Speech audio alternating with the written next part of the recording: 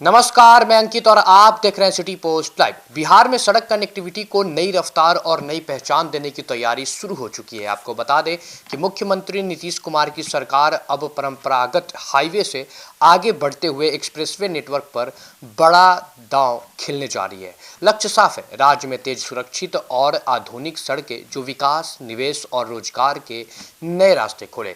इसी दिशा में बिहार सरकार एक नई एक्सप्रेसवे अथॉरिटी के गठन पर गंभीरता से विचार कर रही है।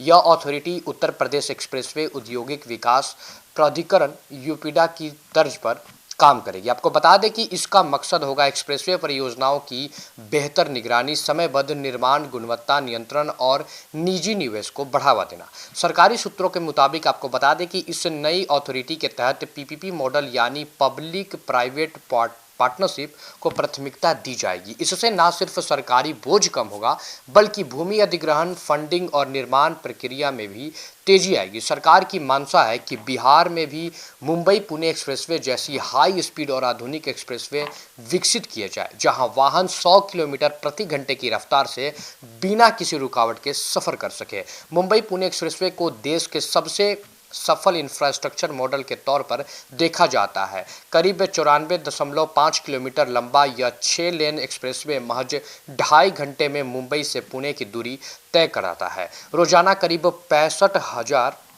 वाहन इस सड़क से गुजरते हैं।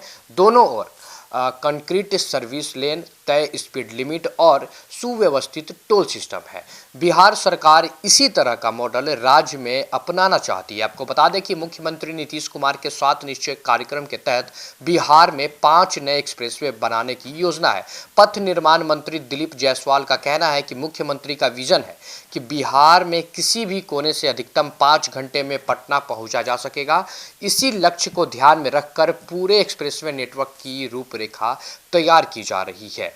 एक्सप्रेसवे निर्माण की जो प्रक्रिया है उसको तेज और प्रभावी बनाने के लिए सरकार ने एक हाई लेवल कमेटी की उसको गठित की। इस कमेटी में पथ निर्माण विभाग के सचिव, पथ विकास निगम के महाप्रबंधक और विभाग के मुख्य कार्यपालक अभियंता शामिल हैं।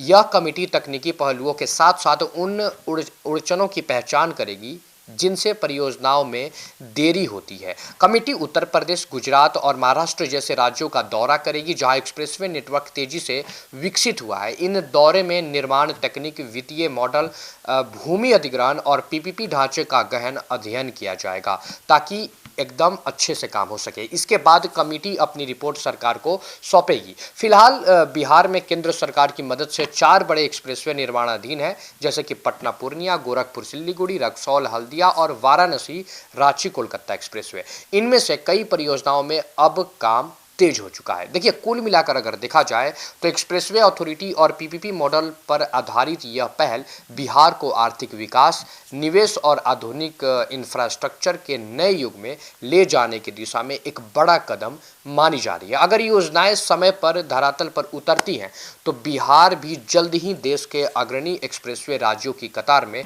खड़ा नजर आ सकता है। फिलहाल इस खबर पर हमारी नज़र बनी रहेगी। ऐसे ही खबरों के लिए देखते रहे हमारे चैनल सिटी पोस्ट लाइव। धन्यवाद।